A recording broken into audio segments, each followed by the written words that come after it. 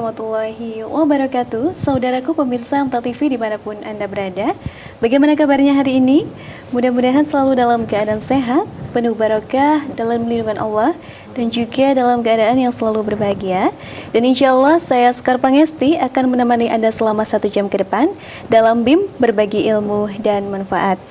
Dan pemirsa, tentu kita bisa hadir di sini adalah sebuah anugerah dan juga karunia dari Allah, dan karunia-karunia lain adalah bagaimana kita memiliki kesehatan, memiliki tubuh yang bisa bergerak, bisa menghantarkan kita untuk beraktivitas dan juga beribadah.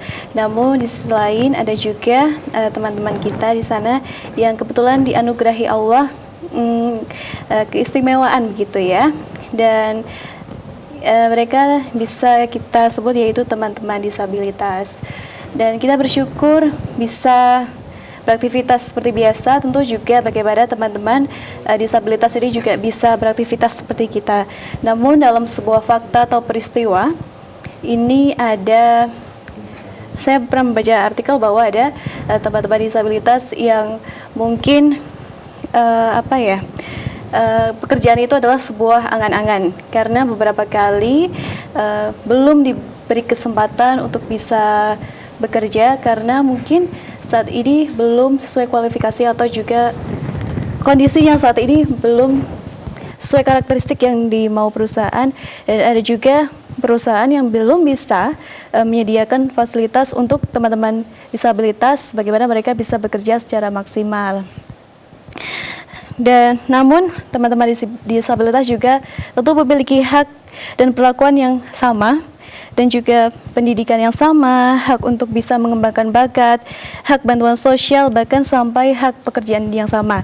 Dan di dalam mereka bekerja tentu ada hak perlindungan. Nah, ini nanti akan kita bahas bersama narasumber kita. Dan sesuai topik kita hari ini adalah bagaimana perlindungan hak penyandang disabilitas dalam hal ketenaga kerjaan bersama narasumber yang sudah sesuai ahlinya ini ya. Hadir bersama saya di sini, mari kita sapa beliau. Assalamualaikum warahmatullahi wabarakatuh. Waalaikumsalam warahmatullahi wabarakatuh. Mbak Sekar. Masya Allah, terima kasih sudah hadir di sini. Alhamdulillah. Di sebelah saya ini yang sudah berjilbab merah ini ya. Merah semuanya kita. Ada Dr. Andina Elok Puri Maharani, Sarjana Hukum, Magister Hukum. Assalamualaikum. Waalaikumsalam Mbak Sekar. Bagaimana Dr. Andina kabarnya? Alhamdulillah ketemu Mbak Sekar dan juga ketemu pemirsa semuanya, jadi bahagia, senang rasanya. Alhamdulillah saya juga begitu bahagia. Di sebelah Dr. Andina nih ada Dr. Rosita Chandra Kirana, Sarjana Hukum, Magister Hukum. Assalamualaikum Dokter. Waalaikumsalam warahmatullahi wabarakatuh. Dr. Rosita, bagaimana kabarnya? Alhamdulillahirabbil alamin. Terima kasih Mbak Sekar. Iya.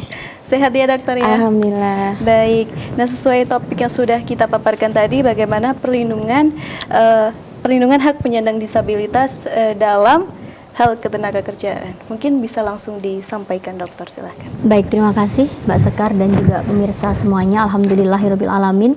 Hari ini kita bisa bersua dalam keadaan sehat.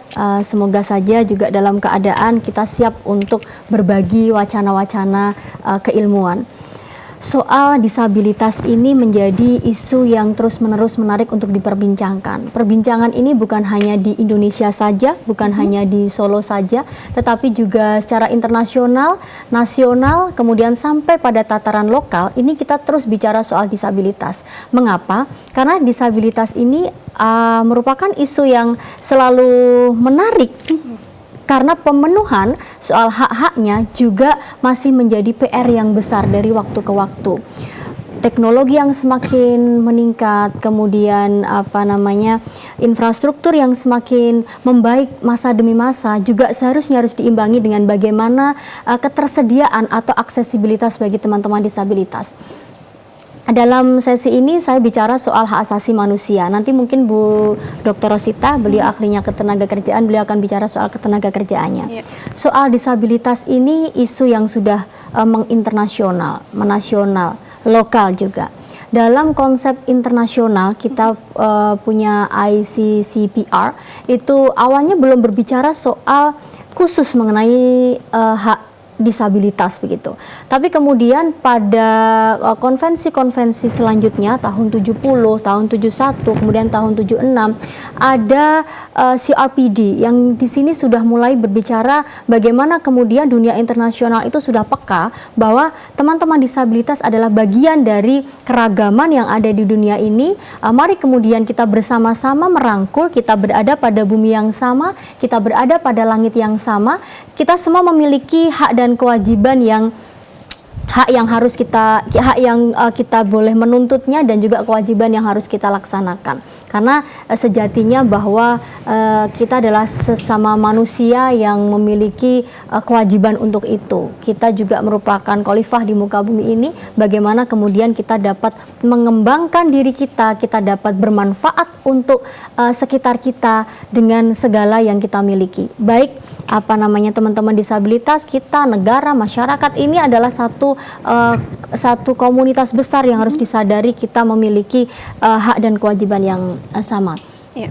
Nah, secara legal formal, kita punya berbagai macam seperangkat hukum, ya, peraturan perundang-undangan soal disabilitas. Saya mencoba untuk melihat disabilitas ini dari definisinya dari Undang-Undang Nomor 8 Tahun 2016. Dalam pasal 1 angka 6 disebutkan bahwa penyandang disabilitas ini adalah setiap orang yang mengalami keterbatasan fisik, ya, intelektual, mental, dan atau sensorik dalam jangka waktu lama yang dalam berinteraksi dengan lingkungan dapat mengalami hambatan atau kesulitan untuk kemudian berpartisipasi secara penuh dan efektif dengan warga negara lainnya berdasarkan kesamaan haknya.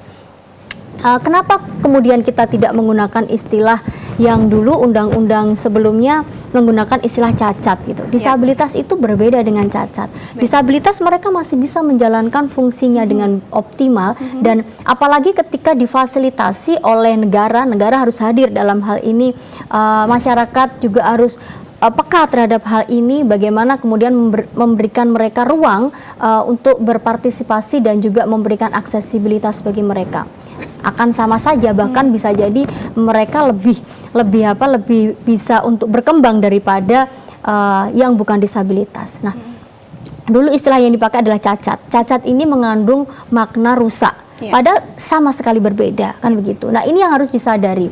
Goal dari diskusi hari ini adalah bagaimana kita mengetahui, masyarakat mengetahui, mengedukasi masyarakat, mengedukasi seluruh pemirsa, dan juga memberikan doktrinasi pada diri kita sendiri bahwa kita ini sama, kita adalah manusia yang sama, kita juga punya kewajiban sebagai umat yang sama, ya.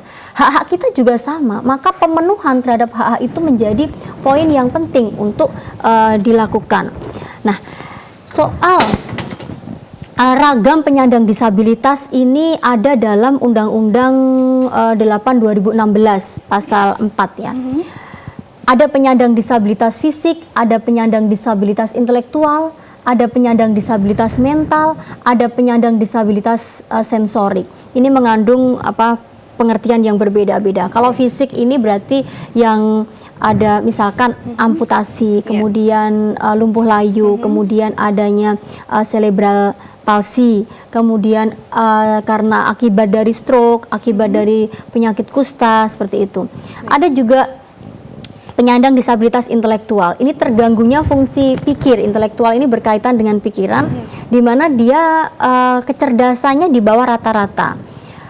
Lambat belajar, disabilitas grahita, Down syndrome, seperti itu. Juga ada penyandang disabilitas mental. Ini terganggunya fungsi lebih kepada pikir dan juga emosional serta perilakunya. Ada bipolar, depresi, ansietas, dan kepribadian, gangguan kepribadian begitu. Juga ada disabilitas sensorik. Ini sudah masuk kepada bagaimana ada salah satu panca inderanya yang ada keterbatasan seperti itu. Contohnya misalkan disabilitas netra, kemudian rungu, kemudian wicara, atau juga ada disabilitas ganda. Jadi dia menderita A dan juga menyandang ya, menyandang A dan juga menyandang B begitu. Ini disebut dengan disabilitas ganda. Ini juga perlu kita mengerti bahwa ada keragaman di sekitar kita yang harus kita sadari, sehingga yang kita lihat disabilitas itu bukan hanya orang-orang yang memiliki keterbatasan fisik yang tampak, tetapi ternyata ada juga keterbatasan mental, keterbatasan intelektual, dan itu juga kita harus bisa untuk bagaimana nih caranya untuk memberikan perlindungan hak asasi kepada mereka. Jadi bukan hanya kepada yang terlihat secara fisik saja. Nah, ini yang mindset membangun pemberdayaan disabilitas ini yang perlu kemudian kita terus-menerus kita tingkatkan. Jangan sampai kemudian kita tidak paham, mana bisa kita memberikan kepekaan ketika kepahaman terhadap diri sendiri saja kurang. Jadi tingkatkan kepahaman. Maka acara-acara seperti ini, BIM begini ya, ini acara-acara yang sangat bagus karena pemirsa dapat mengetahui, kita dapat berdiskusi bersama, kita dapat membuka pikiran kita. Oh, ternyata memang ada isu-isu menarik di negara ini yang harus kita bahas, harus kita pikirkan begitu. Jadi tidak berkutat kemudian dengan hanya memikirkan hal-hal yang bersifat konflik diri sendiri gitu ya. Ternyata banyak sekali yang perlu kita pikirkan. Untuk yang saya sampaikan tadi soal CRPD ini, dia merupakan konvensi internasional yang sudah diratifikasi gitu ya oleh Undang-Undang Nomor 9 Tahun 2011. Bagaimana kita tahu bahwa kalau ada suatu konvensi internasional, ini kan ada suatu perjanjian internasional, ini harus diratifikasi terlebih dahulu, kemudian baru kemudian harus menjadi undang-undang nasional dulu gitu ya. Jadi tidak semata-mata kemudian dibiarkan begitu saja, tapi masuk ke undang-undang nasional, dalam hal ini Undang-Undang Nomor 9 Tahun 2011, barulah kemudian kita dapat menjalankan atau mengimplementasi konvensi internasional yang sudah diratifikasi menjadi undang-undang tersebut. Nah, kemudian masih berkutat kepada lalu apa nih prinsip-prinsip yang menjadi pedoman negara dalam pemenuhan hak penyandang disabilitas itu ya. Apa yang harus dilakukan oleh negara? Kita sering mendengar istilah negara harus hadir, negara harus hadir, negara harus hadir. Apa sih yang dimaksud dengan negara harus hadir itu? Negara harus hadir dalam hal ini ketika sudah ada pada suatu sistem pemerintahan, ketika ada dalam suatu sistem ketatanegaraan, maka kita tahu bahwa salah satu unsur negara ini rakyat ya. Rakyat ini dengan berbagai macam problematikanya, dengan berbagai macam fenomena-fenomena yang terjadi, segala macam isu-isu yang terjadi di masyarakat. Tentu hak-hak penyandang disabilitas ini saya tadi sudah menyampaikan sama dengan hak kita. Maka kalau kita memiliki hak yang hak A, yang bersangkutan juga harus dipenuhi hak itu gitu. Nah, sempat kita berbicara tadi di balik layar bahwa apakah pemerintah itu sudah memenuhi atau belum, itu juga menjadi diskusi yang tidak kunjung selesai. Kadangkala kita tidak sengaja untuk tidak memenuhi gitu ya. Kadangkala tidak mencoba untuk mendesain hal yang non diskriminatif, tetapi akhirnya kemudian memunculkan hal-hal yang sifatnya dirasakan oleh teman-teman disabilitas ini, wah ini kok diskriminatif banget, yang seperti ini saya nggak bisa dong masuk di sini. Gitu.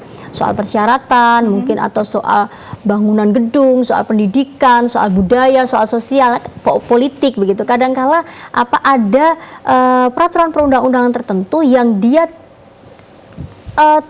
kemudian secara norma atau secara substansinya itu tidak pro terhadap teman-teman disabilitas.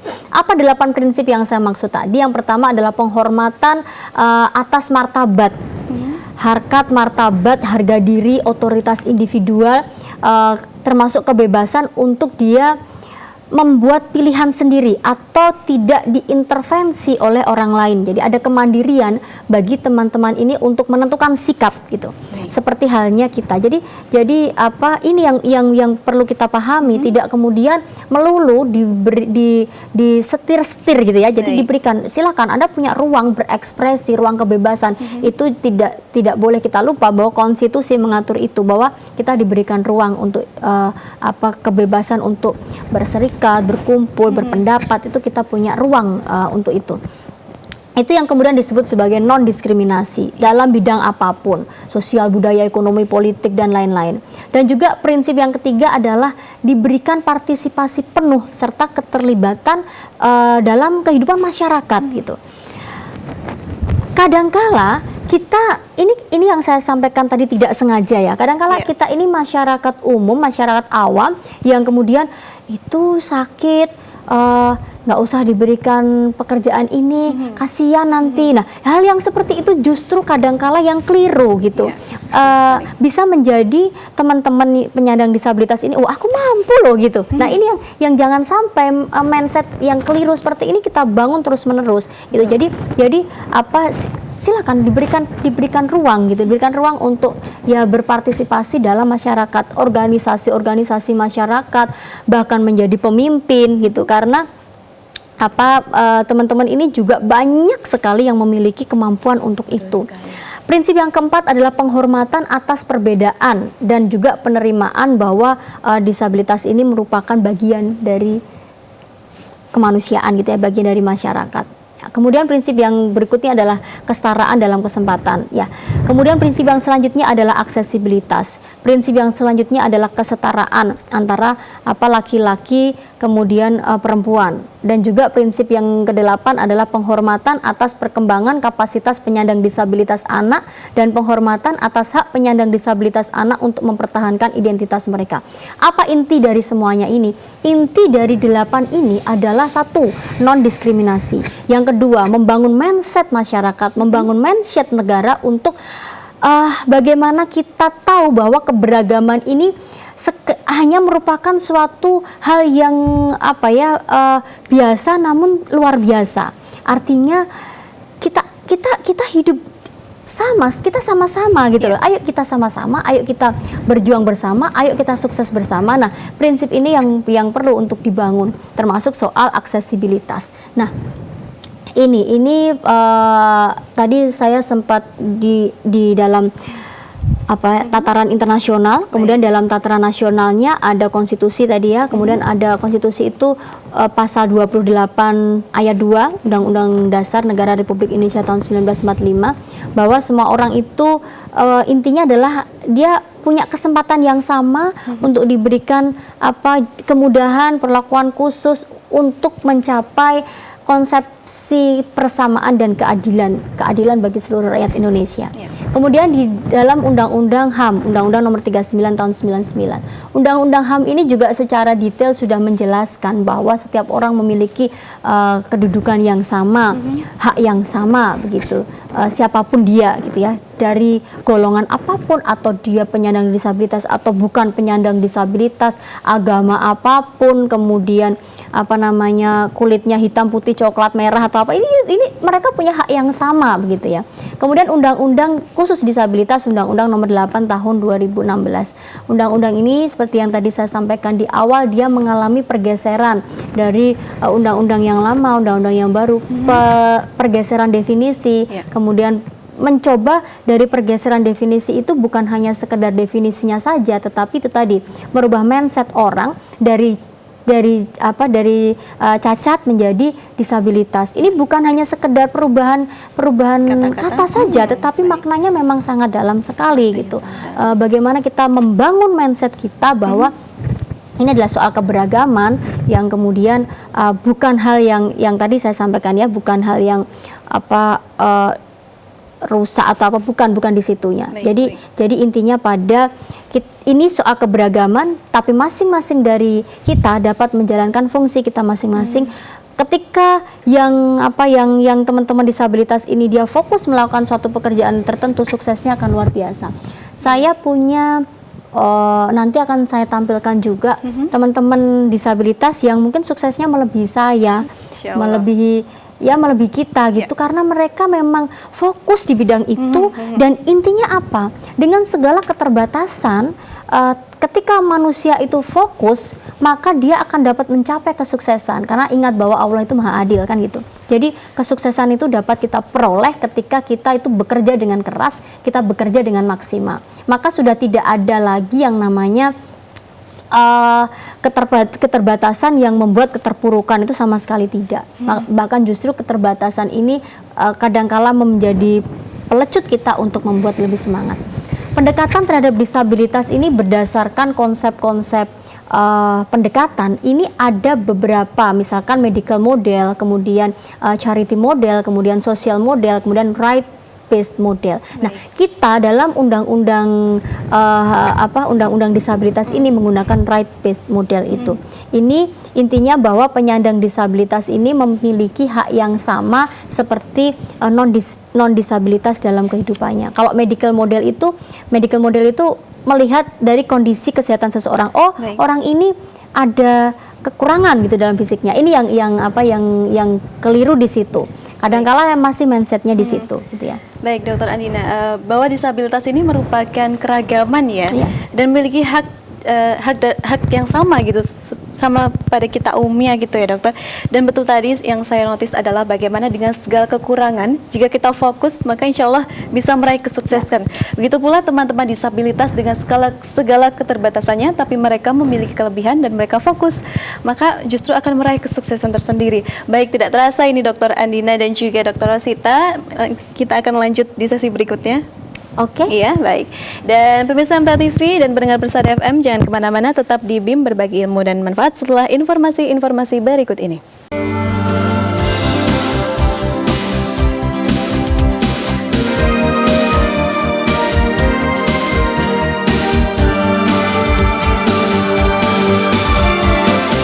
Terima kasih pemirsa MTA TV juga pendengar Persada FM dimanapun Anda berada. Tentunya masih bersama saya Sekar Pangesti dalam BIM berbagi ilmu dan manfaat. Juga bersama dua narasumber kita, yaitu ada Dr. Andina Elok Puri Maharani SHMH dan juga Dr. Rosita Chandra Kirana SHMH. Tentunya masih dalam topik perlindungan hak penyandang disabilitas dalam hal ketenagakerjaan. Tadi sudah banyak sekali disampaikan oleh Dr. Andina, Masya Allah sekali ya, bahwa disabilitas ini merupakan keragaman dan bahkan dengan segala keterbatasannya, kalau tadi teman-teman disabilitas ini bisa fokus, maka di situ akan bisa meraih karya atau juga kesuksesan seperti itu. Dan namun dalam pembaharuan Undang-Undang Nomor 8 ini ya tahun 2016, ini kan seharusnya mampu memberikan jaminan yang lebih secara operasional dalam rangka pemenuhan hak penyandang disabilitas di Indonesia. Bahkan undang-undang juga harus relevan dari aspek filosofis, sosiologis, dan yuridis. Namun apakah undang-undang saat ini sudah relevan gitu? Tadi juga disampaikan bahwa keterbatasan itu banyak sekali ya, ada fisik, intelektual, mental, sampai sensorik begitu. Tapi kalau untuk perlindungan dari ketenagakerjaan ini bagaimana saat ini dari segi undang-undang sendiri? Apakah sudah relevan dari realnya, dari kondisi real? Silakan. Terima kasih Mbak Sekar. Selamat siang pemirsa yang budiman. Sangat menarik sekali ya tadi pembahasan mengenai penyandang disabilitas ini, yang ternyata kita melihat bahwa isu-isu disabilitas itu ternyata tidak hanya isu yang bersifat lokal saja seperti itu, tetapi isu-isu yang bersifat sudah sampai pada dunia internasional. Tadi kalau Bu Dr. Andina sudah menyebutkan bahwa ada berbagai konvensi internasional yang dihasilkan untuk memberikan perlindungan kepada penyandang disabilitas. Kemudian negara-negara anggota PBB yang terlibat di dalam konvensi tersebut harus melakukan ratifikasinya terhadap hasil kesepakatan internasional, kemudian diwujudkan di dalam undang-undang yang ada di tingkat negaranya seperti itu.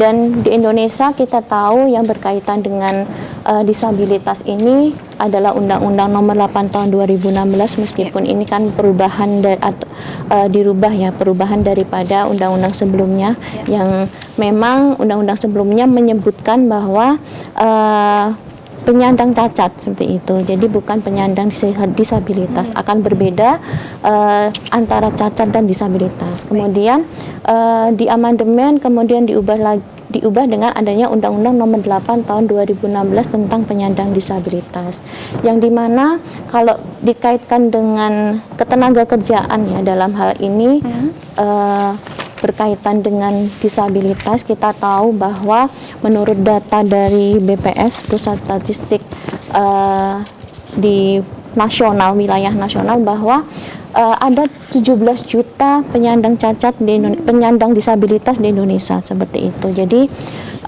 dan usia produktif daripada penyandang disabilitas di Indonesia itu hanya 7,6 juta itu yang bekerja, seperti itu. Berarti tidak ada 50% ya Mbak ya dari total penyandang disabilitas yang ada di Indonesia di usia produktif mereka, seperti itu. Dan ini sangat disayangkan sekali, karena kita tahu bahwa tidak hanya tadi peran partisipasi daripada masyarakat untuk bisa menerima penyandang disabilitas ini di dalam kehidupan mereka, baik di kehidupan bermasyarakat, bersosial, kemudian bekerja, di dalam kehidupan bekerja juga, seperti itu. Dan ini kaitannya dengan bagaimana penyandang disabilitas ini bisa diterima atau bisa bekerja di lembaga pemerintahan, kemudian bahkan di BUMN apakah bisa, kemudian bekerja di sektor-sektor swasta, seperti itu, atau di perusahaan-perusahaan yang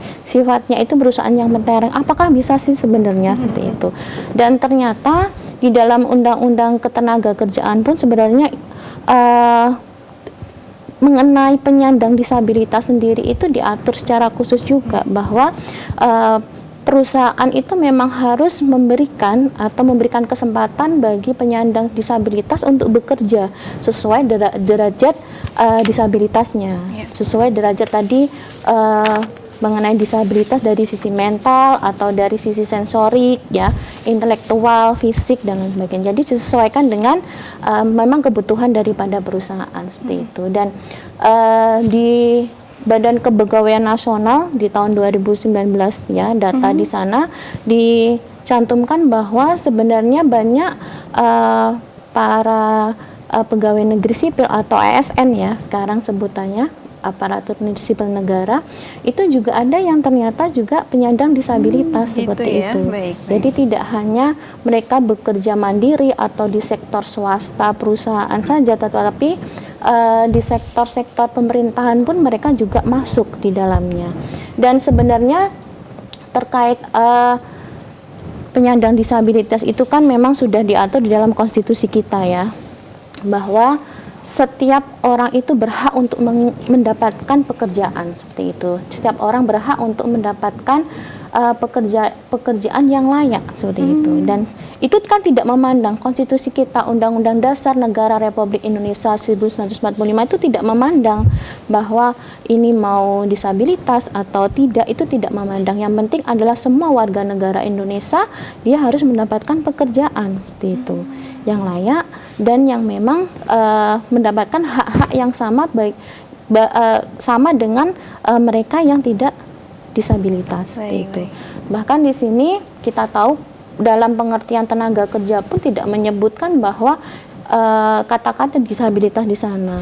Jangan disebutkan bahwa tenaga kerja itu di dalam Undang-Undang Ketenagakerjaan ya, Undang-Undang 13 tahun 2003, bahwa setiap orang yang mampu melakukan pekerjaan guna menghasilkan barang dan atau jasa baik untuk memenuhi kebutuhan sendiri maupun untuk masyarakat, seperti itu. Jadi tidak ada ini harus yang disabilitas atau tidak, tapi tenaga kerja ya tenaga kerja, seperti itu. Yang penting dia berproduktif, dia bisa menghasilkan jasa ataupun barang yang memang memberikan keuntungan kepada perusahaan, seperti itu. Jadi tidak membeda-bedakan. Kemudian sebentar, Dokter Rosita, ini ada telepon masuk. Mari kita angkat terlebih dahulu. Silakan. Ya, Assalamualaikum warahmatullahi wabarakatuh. Waalaikumsalam warahmatullahi wabarakatuh. Ya, dengan siapa di mana? Pak Jaga di Jogja. Baik. Pak Jago di Jogja. ya, Pak Jago. Pak Jago di Jogja. Baik. Apa yang ingin ditanyakan, Bapak? Silahkan. Ya, gini berkaitan dengan disabilitas ya. Mungkin dari anak-anak kita itu memang nanti kalau disandingkan atau dijajarkan dengan orang yang memang normal mungkin masih di bawahnya dari segi kualitas. Tapi beliau sebenarnya sudah maksimal lah. Ada enggak mungkin di Solo Raya atau di mana memang itu sebagai wadah atau lembaga yang memang menampung atau menyalurkan beliau untuk tenaga kerja. Karena kalau dalam undang-undang betul, tapi kenyataannya dalam penerimaan tenaga kerja pasti yang namanya kantor atau swasta negeri mesti memilih yang terbaik lah. Ini jangan sampai nanti itu dikategorikan yang tanda kutip X itu akhirnya mereka tidak tertampung. Lah ini ada enggak sesuatu lembaga yang menampung anak-anak seperti ini? Terima kasih atas jawabannya. Assalamualaikum warahmatullahi wabarakatuh. Waalaikumsalam warahmatullahi wabarakatuh. Baik dokter, silahkan. Terima kasih Pak Jago dari Jogja, Masya Allah pertanyaannya. Di sini berkaitan dengan lembaga apa sih yang memang memfasilitasi mungkin anak-anak ya atau mereka yang memang penyandang disabilitas. Di dalam Undang-Undang Nomor 8 Tahun 2016 itu sudah mengamanatkan ada unit layanan disabilitas seperti itu, dan itu memang harus berada di, dan itu amanat undang-undang ya, dan itu memang harus dibentuk di tingkat pemerintah daerah bahkan seperti itu. Dan dalam hal ini terutama di Kota Solo ya, saya melihat memang sudah ada perda mengenai pelindungan penyandang disabilitas. Kemudian di dalam perda tersebut juga diatur mengenai unit layanan disabilitas ya, di mana unit layanan disabilitas ini tugasnya daripada unit ini adalah yang melakukan perlindungan pemenuhan hak atas pekerjaan penyandang disabilitas, kemudian memberikan informasi kepada pemerintah daerah atau perusahaan swasta mengenai proses rekrutmen, kemudian penerimaan, pelatihan kerja ya, kemudian penempatan kerja, keberlanjutan, kemudian pengembangan karir mereka itu juga diberikan informasi melalui unit ini. Kemudian adanya pendampingan tenaga kerja penyandang disabilitas itu juga bisa melalui unit layanan disabilitas. Kemudian ada disabilitas ini juga memberikan ini ya, pemenuhan mengenai alat bantu kerja untuk penyandang disabilitas seperti itu. Jadi jangan khawatir Pak Jago bahwa pemerintah saat ini berusaha keras memang juga untuk di dalam undang-undangnya memberikan sebuah kelembagaan ya. Di sini wujudnya adalah unit layanan disabilitas yang itu berada di pemerintah daerah. Mungkin di Jogja juga sudah ada, bisa jadi seperti itu, karena kan undang-undang ini sudah ada tahun 2016, bisa jadi sudah ada unit layanan disabilitas di sana seperti itu. Dan ini sangat bermanfaat, bahkan ini ya di dalam slide yang saya tampilkan, jangan khawatir ketika bahkan BUMN pun harus istilahnya memberikan kesempatan bagi para penyandang disabilitas seperti itu. Ada kuota daripada yang harus diberikan oleh perusahaan, baik itu pemerintah daerah, badan usaha milik negara dan badan usaha milik daerah, itu harus mempekerjakan paling sedikit 2%. 2%. Itu. Ya. Dari Jadi, jumlah total karyawan ya? Baik. Harus itu untuk pemerintah daerah, pemerintah daerah, BUMN, BUMD itu harus 22% mempekerjakan penyandang disabilitas. Baik. Kemudian untuk perusahaan swasta itu 1% dari total pekerja yang ada di perusahaannya. Jadi pemerintah dalam hal ini mencoba untuk hadir berperan seperti itu di dalam undang-undang seperti itu yang mengatur mengenai penyandang disabilitas, mencoba untuk memberikan kuota seperti itu, untuk memberikan kesempatan bagi penyandang disabilitas untuk bisa mengaktualisasikan diri, kemudian mengekspresikan diri. Tadi kalau misalnya ada peribahasa, kalau tadi bersungguh-sungguh untuk manjada wajada di sini ya.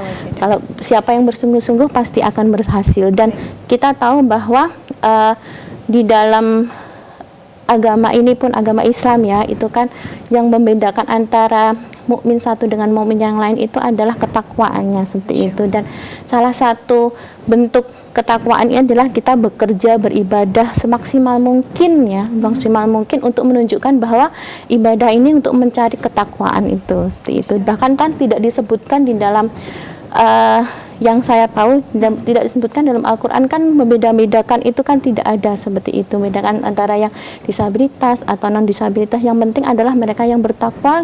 Bagaimana jalan bertakwa ini adalah jalan bekerja dengan yang semaksimal mungkin, bersungguh-sungguh untuk mencapai derajat ketakwaan tadi ya. Masya Allah. Gitu. Tapi menurut fakta atau fenomena saat ini juga ada ya tempat-tempat disabilitas yang mereka memiliki usaha sendiri, tapi justru mereka juga menciptakan lapangan kerja bagi penyandang disabilitas lainnya, seperti itu.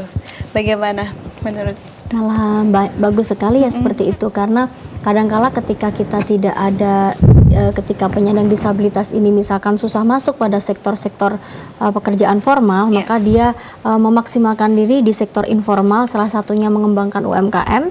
Bahkan ketika bersungguh-sungguh seperti yang disampaikan oleh Bu Dr. Rosita tadi, menciptakan mereka selain mereka dapat memberdayakan diri mereka sendiri, juga memberikan kemanfaatan untuk sekitarnya, membuka lapangan pekerjaan semaksimal mungkin. Nah, ada yang belum saya sampaikan, boleh ya Mbak Sekar? Boleh. Bahwa ini terkait dengan kebijakan lagi. Tadi Pak Jago di Jogja juga sudah menyampaikan bahwa undang-undangnya memang sudah oke, sudah keren gitu ya di atas kertasnya. Tapi bagaimana dengan implementasinya? Dalam teori kebijakan publik itu ada tahapan kebijakan publik. Yang pertama adalah bagaimana ketika dalam membuat suatu peraturan perundang-undangan itu mereka dilibatkan. Pada proses pembuatan kebijakan publik itu mereka dilibatkan secara maksimal di situ, dari tahap perencanaannya sampai kemudian pembahasannya, sampai jadi dari tahap secara dini. Ini ada draft peraturan perundang-undangan, ini ada draft undang-undang, draft PP, draft perda, sampaikan kepada teman-teman disabilitas. Ini kemudian akan dilihat apakah dalam undang-undang tersebut itu sudah pro terhadap disabilitas atau justru memunculkan hal-hal yang bersifat diskriminatif. Ini yang mulai dari sini dulu, karena negara kita adalah negara hukum, maka suatu keniscayaan bahwa hukum ini sebagai panglima. Ketika hukum sebagai panglima, semua harus taat kepada hukum. Harus dong bahwa hukum itu harus untuk memanusiakan manusia, hukum progresif. Hukum ini haruslah responsif dong. Salah satunya adalah mengundang dan juga mengajak bicara teman-teman disabilitas untuk membuat suatu peraturan yang baik. Setelah peraturan ini jadi, masuk, ini kan tadi tahap formulasi, masuk ke tahap implementasi. Di tahap implementasi ini dilihat apakah peraturan yang sudah dibuat itu bukan sekedar peraturan yang kosong belaka gitu ya. Jangan-jangan peraturannya bagus, isinya gajah, tapi pelaksanaannya semut gitu. Jangan-jangan ternyata tidak ada pelaksanaannya atau nol atau nihil dalam pelaksanaan. Maka dilihat dalam implementasinya, apakah kebijakan publik ini atau apa namanya ya, katakanlah peraturan perundang-undangan lah ya. Baik. Kita dapat kadang-kala dapat menyandingkan itu.